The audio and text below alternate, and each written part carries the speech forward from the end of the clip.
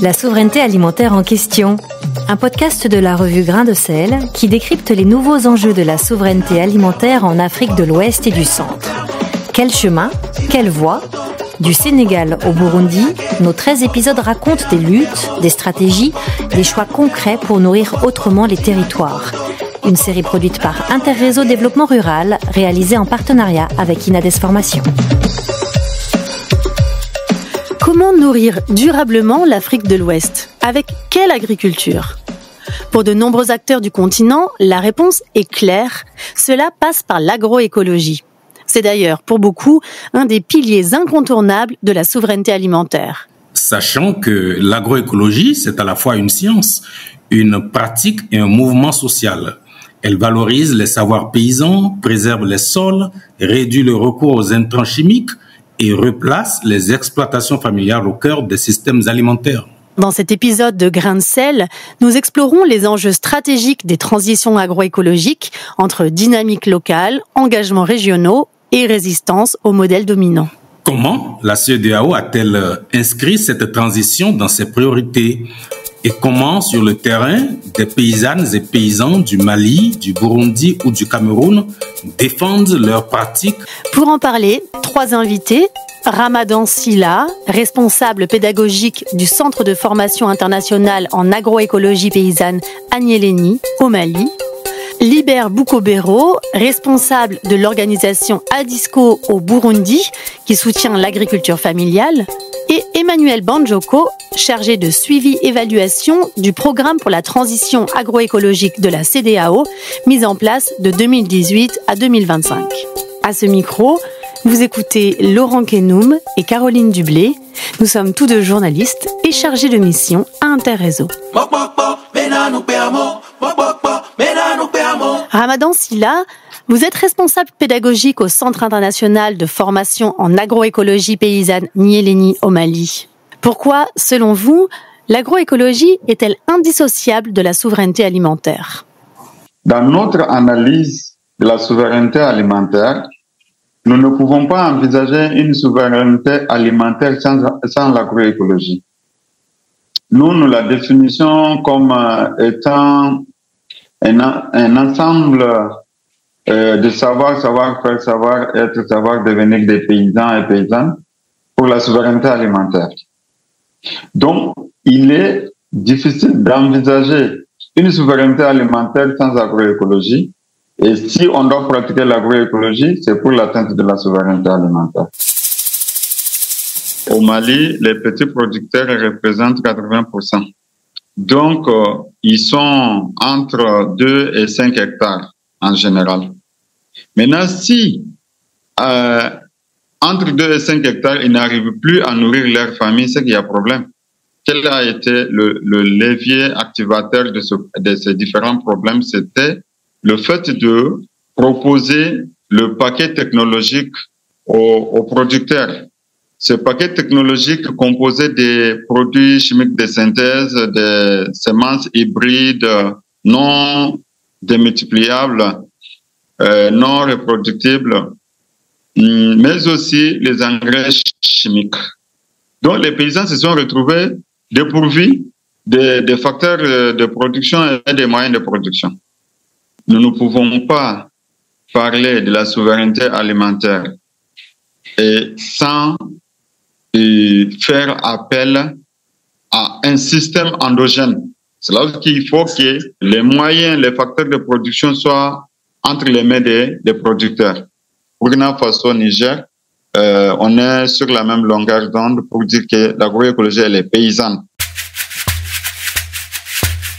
Emmanuel Banjoko, vous coordonnez le suivi-évaluation du programme régional pour la transition agroécologique PAE. Pourquoi la CEDEAO a-t-elle fait de l'agroécologie une priorité régionale ? L'agroécologie pour la CEDEAO, c'est une approche qui est particulièrement adaptée pour répondre aux défis agricoles de l'Afrique de l'Ouest. Donc dégradation des ressources naturelles, insécurité alimentaire, vulnérabilité climatique et malnutrition. Tout d'abord, puisque l'agroécologie, elle permet de nourrir les populations durablement.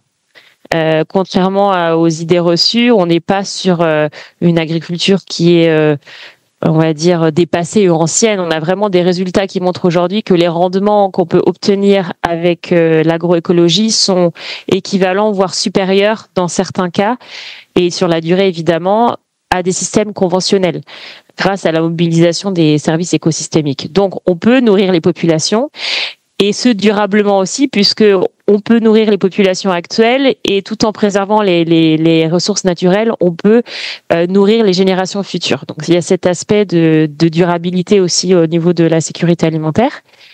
Et sur l'agroécologie, on est aussi sur des systèmes qui sont très diversifiés. Avec des pratiques d'association de culture, de rotation, d'agroforesterie, d'intégration agriculture-élevage, etc. Donc, ce qui fait qu'on améliore la qualité nutritionnelle des régimes alimentaires des populations. Donc ça, c'était sur la santé. Et également aussi sur l'enjeu de sécurité alimentaire. Comme on est sur des systèmes diversifiés, on permet d'améliorer la résilience des populations puisque on associe des cultures qui sont en plus adaptés aux réalités locales. Donc les producteurs, ils sont mieux armés face aux aléas climatiques, face aux attaques des ravageurs, donc ce qui permet de stabiliser leur production et donc leurs revenus. Et pour finir sur le plan de la santé, donc comme on le sait, l'agroécologie, dans le cadre de l'agroécologie, on limite fortement, voire on élimine l'utilisation des intrants chimiques. Donc c'est un double avantage, d'une part pour les producteurs qui sont évidemment moins exposés aux risques liés à l'utilisation des produits chimiques, et aussi pour le consommateur puisque les produits qui sont issus de l'agroécologie ont moins de résidus chimiques, donc ils sont plus sains. Voilà. Donc c'est pour ça que la CEDEAO elle a misé sur l'agroécologie.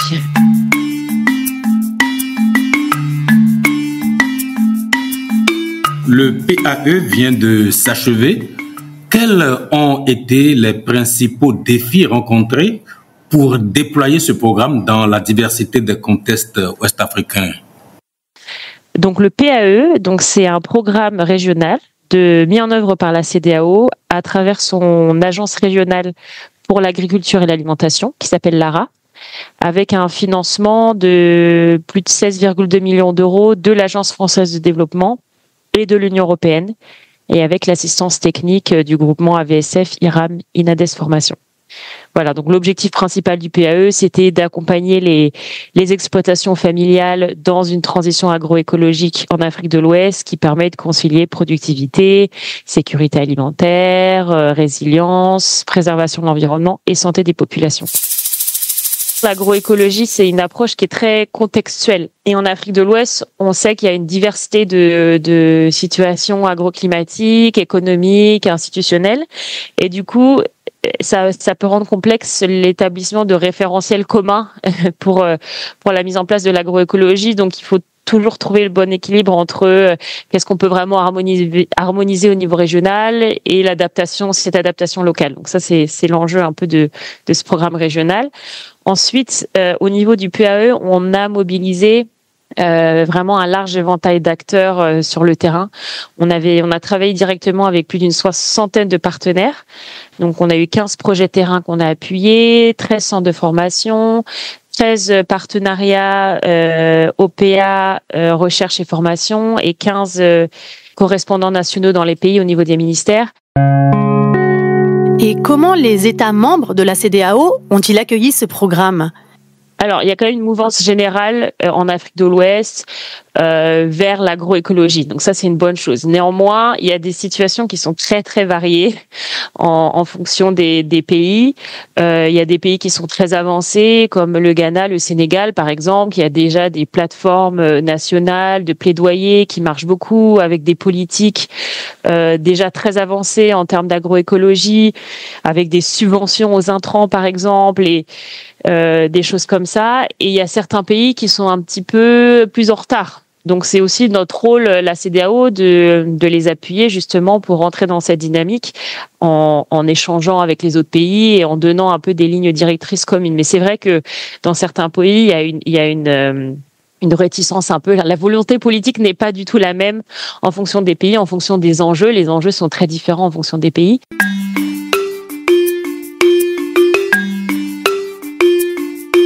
Libert Bukobero, vous dirigez Adisco au Burundi. Face à l'urbanisation croissante, peut-on encore penser une agriculture familiale agroécologique à même de nourrir les populations en croissance rapide? Merci de poser la question. L'agriculture familiale telle qu'elle doit rester familiale. C'est notre position. C'est notre position. Parce que si on développe trop d'industrialisation agricole, il risque de transformer les agriculteurs paysans en mendiants, en esclaves. Ce qui n'est pas bon. Par contre, il faut développer l'agriculture familiale par la recherche-action, par des aspects de développement des connaissances novatrices pour que cette agriculture puisse être pérennisée.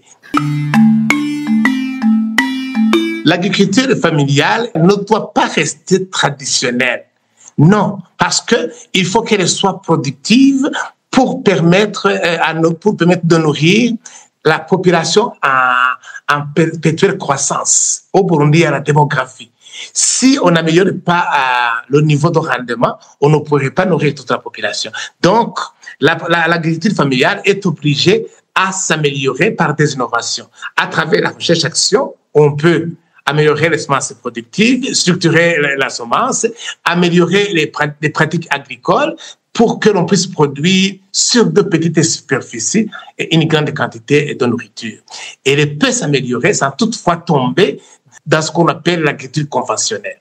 Par exemple, le haricot, on a maintenant du haricot volubile, par exemple, du haricot volubile qui peut produire jusqu'à 3 tonnes et demie à l'hectare.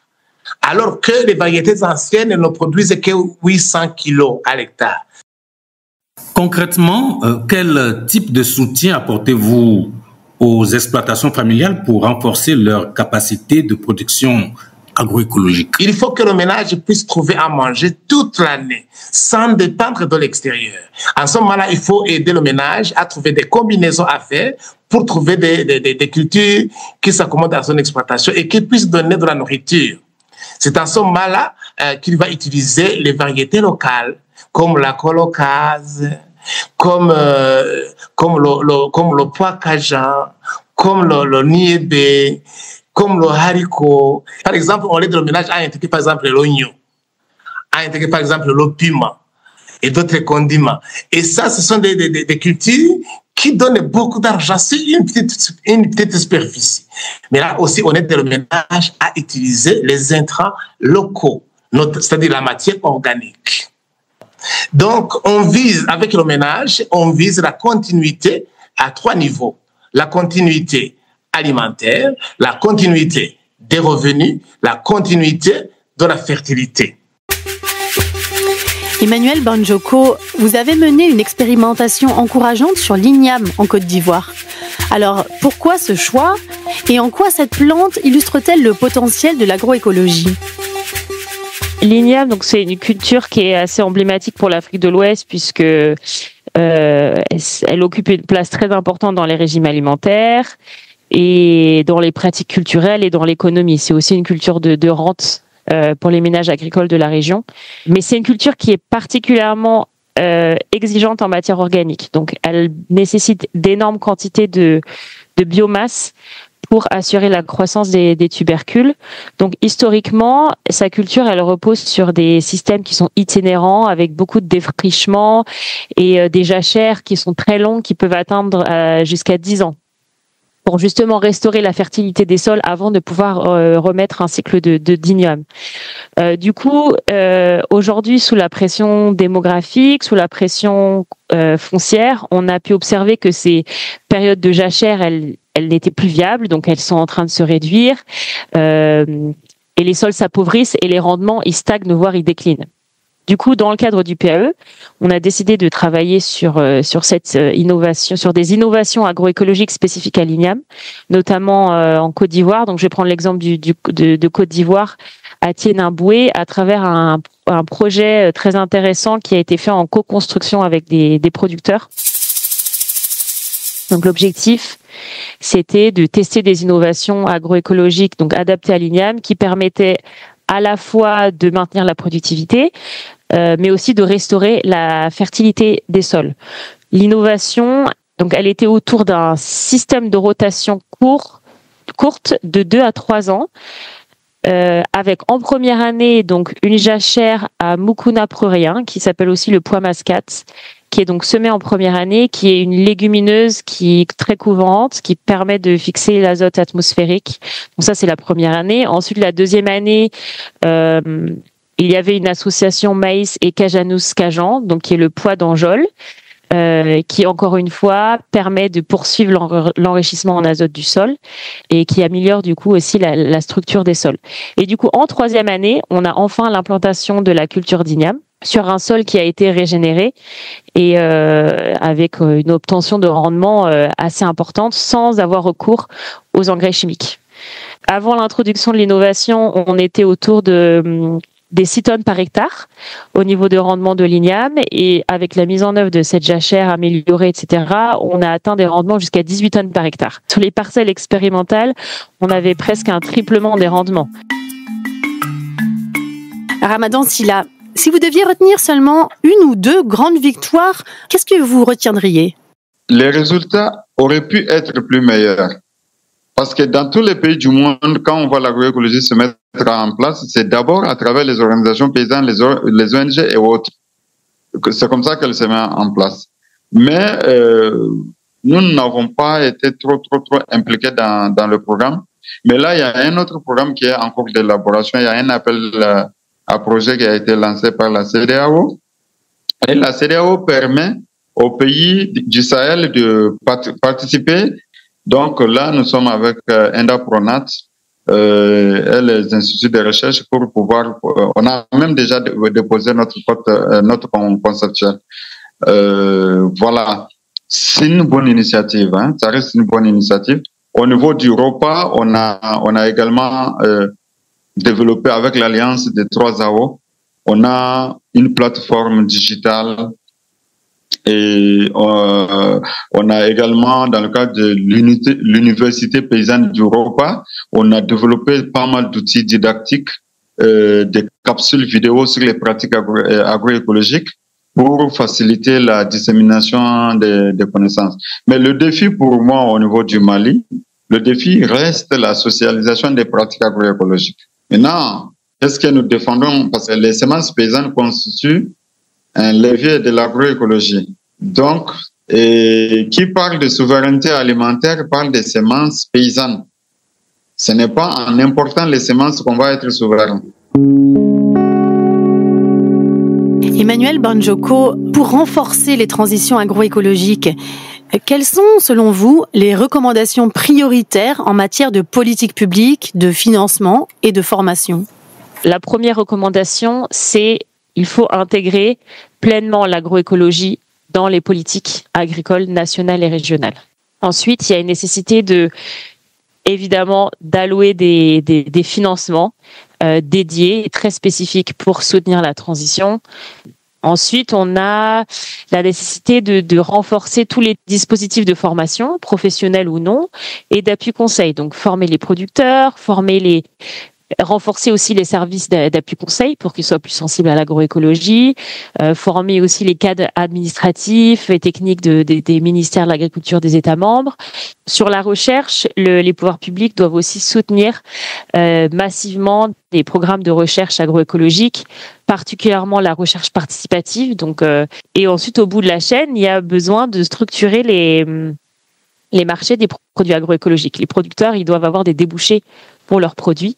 Et évidemment, tout ça, ça doit s'accompagner de sensibilisation auprès des consommateurs pour vraiment mettre en avant les bienfaits des produits agroécologiques sur la santé. Donc, c'est des produits qui sont sains, qui se conservent mieux et qui permettent qui sont plus respectueux de l'environnement. Cet épisode nous montre que l'agroécologie n'est pas un retour en arrière, mais un horizon d'avenir. Un levier concret pour préserver les sols, renforcer la résilience climatique et garantir des régimes alimentaires sains, diversifiés et durables. Mais si les bienfaits ne font plus de doute, les transitions vers une agroécologie à grande échelle restent lentes et inégales.